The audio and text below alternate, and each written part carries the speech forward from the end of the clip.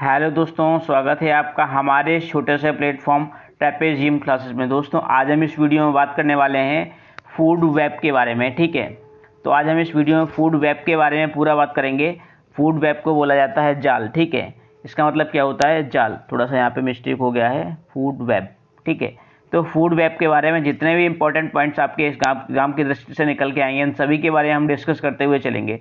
चलिए स्टार्ट करते हैं कि जीवमंडल के परितंत्रों में एक साथ अनेक आहार श्रृंखलाएं पाई जाती हैं। दोस्तों हम जानते हैं कि जो जीवमंडल है जो हमारा, उसमें क्या है, परितंत्रों में अनेक क्या है, एक साथ आहार श्रृंखलाएं क्या है, पाई जाती हैं।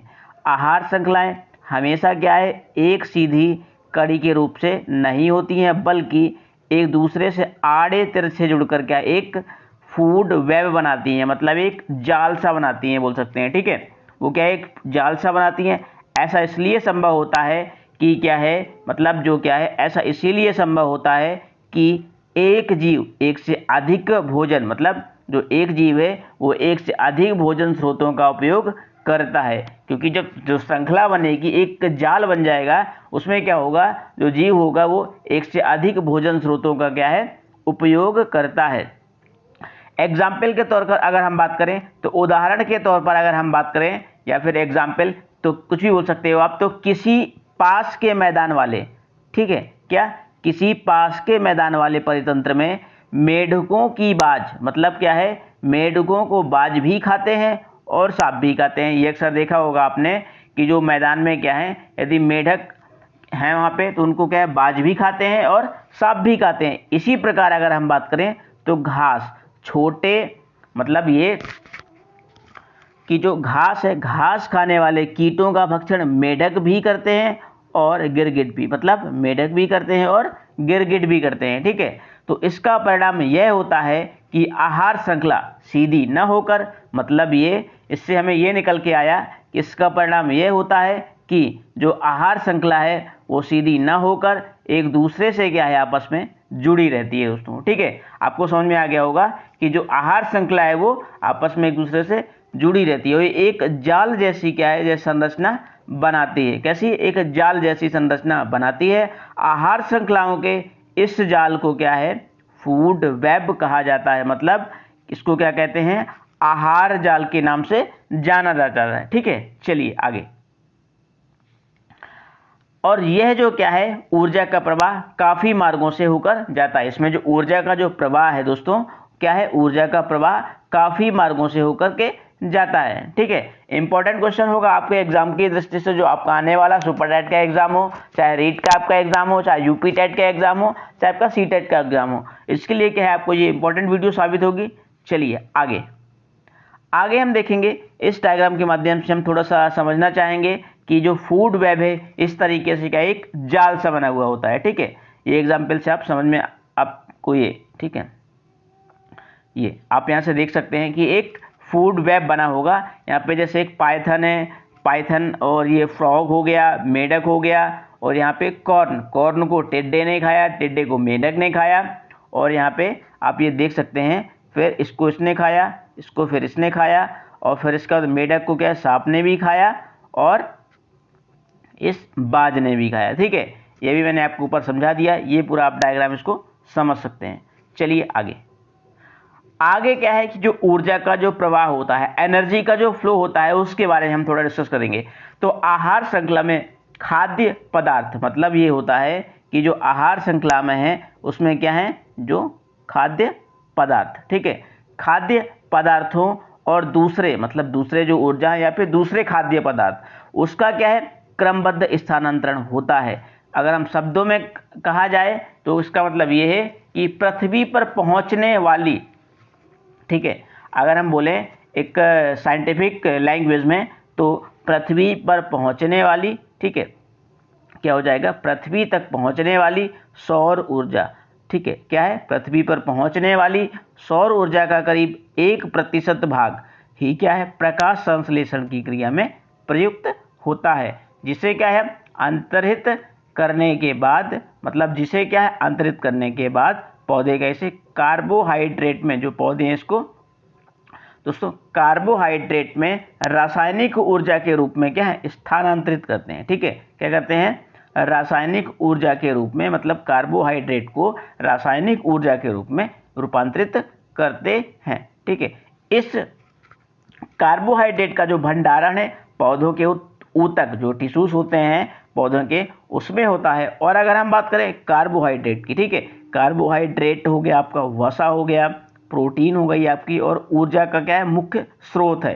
ठीक है, ये क्या है, ऊर्जा के मुख्य स्रोत है। कार्बोहाइड्रेट हुआ, वसा हुआ, प्रोटीन हुई और ऊर्जा का मुख्य स्रोत है। चलिए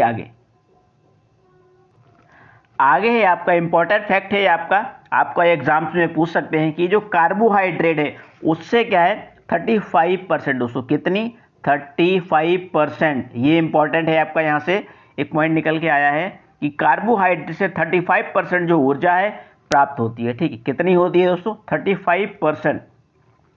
और अगर हम बात करें इस संग्रहित ऊर्जा का, तो इस संग्रहित ऊर्जा का कुछ अंश पौधों की उपापचयी जो क्रियाएं होती हैं दोस्तों, ठीक है, क्या होती हैं, पौधों की जो उपापचयी क्रियाओं में श्वसन के द्वारा क्या है, खर्च होता है।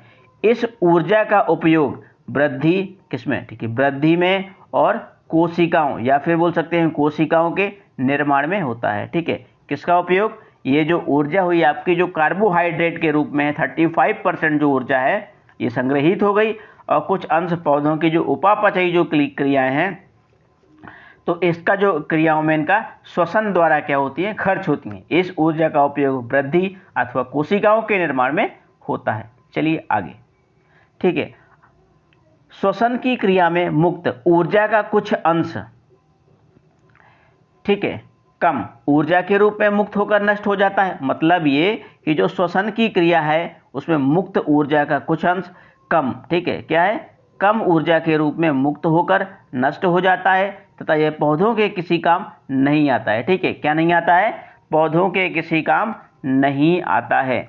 अगला पॉइंट है कि शाकाहारी जंतु पौधों का क्या है, भक्षण करते हैं। जो क्या होते हैं, जो शाकाहारी जंतु होते हैं वो क्या है, पौधे का भक्षण करते हैं, और इन्हें क्या है, प्रथम स्तर का उपभोक्ता कहा जाता है। ठीक है दोस्तों, अगर आपको वीडियो पसंद आ रही है तो चैनल को लाइक और ज़्यादा से ज़्यादा शेयर कर दीजिए ताकि मेरा मोटिवेट होता रहे। ठीक है, चलिए आगे।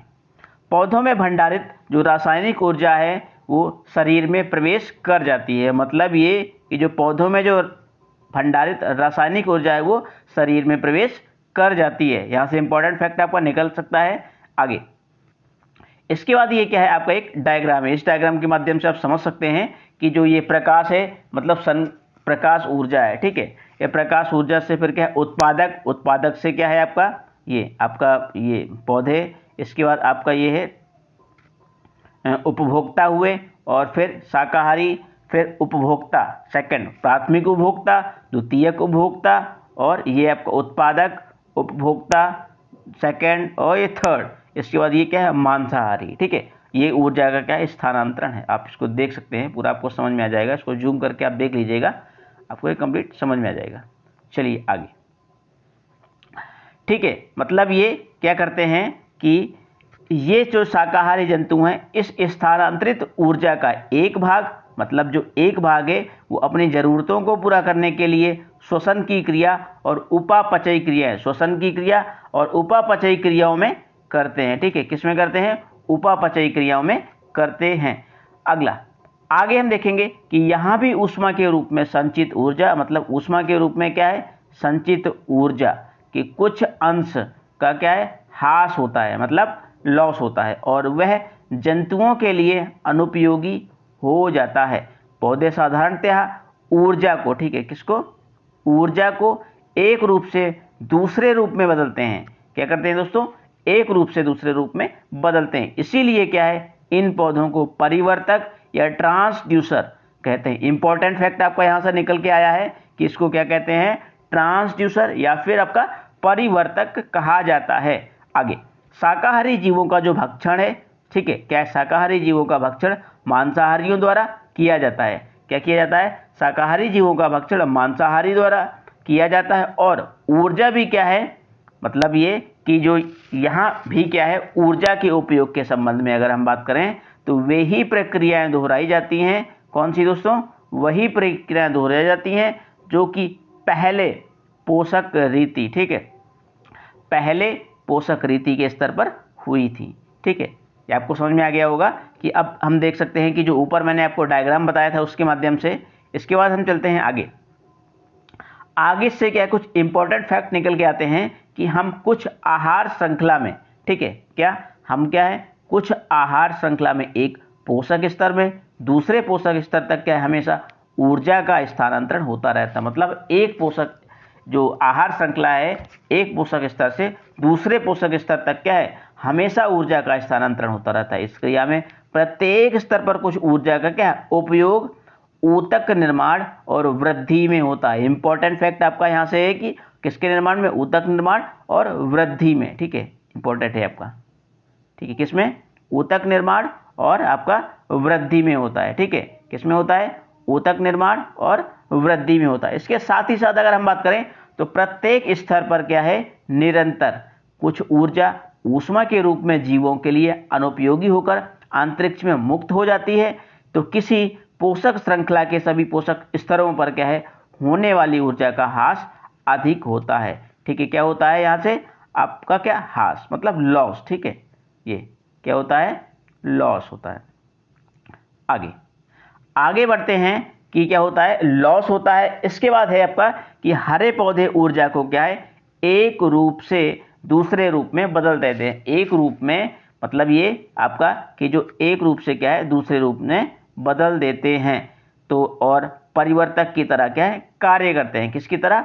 परिवर्तक की तरह, ट्रांसड्यूसर बोलते हैं उसी को। ठीक है, अभी बताया था मैंने कि वास्तव में पौधे प्रकाश की ऊर्जा को रासायनिक ऊर्जा में परिवर्तित कर देते, इसीलिए क्या है, पौधों को ट्रांसड्यूसर या परिवर्तक मतलब कन्वर्टर कहते हैं। ठीक है, क्या कहते हैं? ट्रांसवर्टक या कन्वर्टर कहा जाता है। इसके बाद दोस्तों आगे कि प्रत्येक पोषक स्तर पर ऊर्जा का जो स्थानांतरण है उसके समय कुछ ऊर्जा की क्या हानि होती है। क्या होती है? आपकी ऊर्जा की हानि होती है।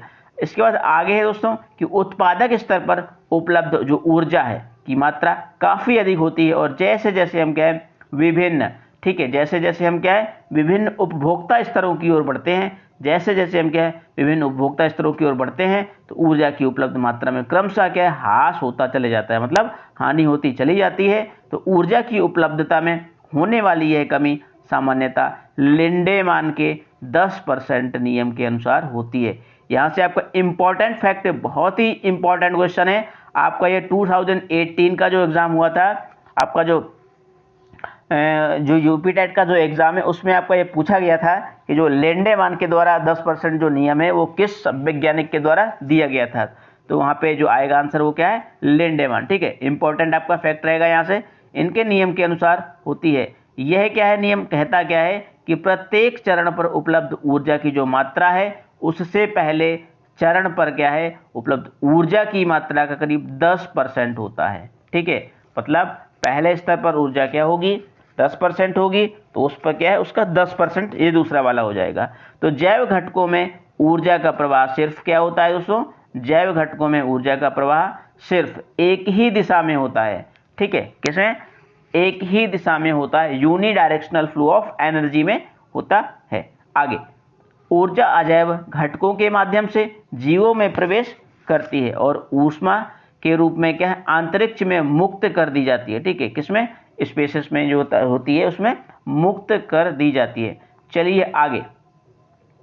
आगे हम किस इमेज के माध्यम से समझ सकते हैं कि जो ये ऊर्जा है किस प्रकार से इसका स्थानांतरण हो रहा है। सबसे पहले क्या है, जो सूर्य के द्वारा जो भोजन बनाया पर्यावरण में मुक्त हुई 990 जूल एनर्जी। ठीक है, इसका जो 10% भाग है वो कितना हो जाएगा, 10% पौधों में खाद्य के रूप में संचित होती है। इसका 10% पौधों में खाद्य के रूप में संचित होती है। इसके बाद क्या है, उसको हिरण ने खाया। अब जब हिरण ने खाया इसको तो क्या होगा, अब तो पर्यावरण में मुक्त 9 जूल। ठीक है, पर्यावरण में कितनी मुक्त हुई, 9 जूल हुई, और खाद्य में उपलब्ध केवल 1%। ठीक है, 10% करके क्या है, ये कम होती चली जाती है। ये जो नियम है दोस्तों किसने दिया था, साइंटिस्ट लिंडेमान के द्वारा ये प्रदर्शित किया गया था। तो 10% का नियम है ऊर्जा से रिलेटेड, तो उन्हीं के नाम पर क्या है, इसको लिंडेमान नियम कहा जाता है। ठीक है, ठीक है, चलिए आगे बढ़ते हैं। आगे कुछ इंपॉर्टेंट फैक्ट हैं कि जीव मंडल में ऊर्जा स्थानांतरण, ठीक है, क्या जीव मंडल में ऊर्जा स्थानांतरण या फिर ऊष्मा गति के नियमों के अनुसार होती है। ठीक है, क्या होता है, जीव मंडल में जो ऊर्जा का जो स्थानांतरण होता है वो ऊष्मा गति की मतलब थर्मोडायनामिक्स के नियमों के अनुसार होती है। उसके बाद क्या है दोस्तों, आगे अगला जो फैक्ट है कि थर्मोडायनामिक्स के अनुसार ऊष्मा का पूर्णतः परिवर्तन असंभव है। ठीक है, क्या है दोस्तों, असंभव है। इसके बाद है अगला कि आहार श्रृंखला की ऊर्जा स्थानांतरण को क्या है, पिरामिडों के रूप में, ग्राफीय रूप में भी दिखाया जा सकता है, जो कि क्या है, पोषक स्तरों की संरचना भी दर्शाते हैं। चलिए दोस्तों आगे बढ़ते हैं कि पिरामिड का जो आधार है उत्पादकों को निरूपित करता है। ठीक है, पिरामिड का जो बेसमेंट है वो क्या करता है, उत्पादकों को निरूपित करता है, और ऊपर की ओर यह क्रमशः विभिन्न उपभोक्ताओं के स्तरों को क्या है, प्रदर्शित करता है। ठीक है, क्या करता है, विभिन्न उपभोक्ताओं के स्तरों को प्रदर्शित करता है। जैसे जैसे क्या है हम ऊपर की ओर बढ़ते जाते हैं, यह क्या है, क्रमशः पतला होता जाता है। कैसा होता जाता है दोस्तों, पतला होता जाता है। बेसमेंट से ऊपर की ओर हम बढ़ते जाएंगे वो पतला होता जाएगा। अगर हम बात करें पिरामिड का शीर्ष, तो मांसाहारी जंतुओं का निरूपित करता है। जो पिरामिड का जो शीर्ष है दोस्तों वो क्या करता है, मांसाहारी जंतुओं को प्रदर्शित करता है। ये दोस्तों आप इमेज के माध्यम से आप समझ सकते हैं, आपको ये पूरा, अब इसको जूम कर लीजिएगा तो आपको पूरा समझ में, मैं जूम करके आपको दिखा दे रहा हूँ। ठीक है, पिरामिडों का शीर्ष मांसाहारी जंतुओं का निरूपित करता है ये। ठीक है, ये थोड़ा सा ये आपका, ये क्या हो गया, आपका उपभोक्ता स्तर हो गया, बेसमेंट। द्वितीयक उपभोक्ता स्तर, ये कीट वगैरह है इसके अंतर्गत आते हैं। फिर द्वितीयक स्तर का उपभोक्ता, और ये तृतीयक स्तर का उपभोक्ता। ठीक है, ये यहाँ पे प्राथमिक होना चाहिए, फर्स्ट प्राथमिक, यहाँ पे थोड़ा सा मिस्टेक हो गया है, प्राथमिक है। ठीक है, इसके बाद ये क्या है, छोटी मछली, इसके बाद बड़ी मछली। ठीक है, इंपॉर्टेंट फैक्ट है आपका, एग्जाम की दृष्टि से एग्जाम में आ सकता है आपका। दोस्तों ये कैसी लगी वीडियो आपको, कमेंट करके आप कमेंट बॉक्स में बताइए कि आपकी वीडियो कैसी लगी हो। अगर वीडियो दोस्तों आपको पसंद आई हो, चैनल को लाइक करिए, सब्सक्राइब करिए और ज़्यादा अपने दोस्तों में शेयर किए। थैंक्स फॉर वॉचिंग, जय हिंद। मिलते हैं नेक्स्ट वीडियो पे।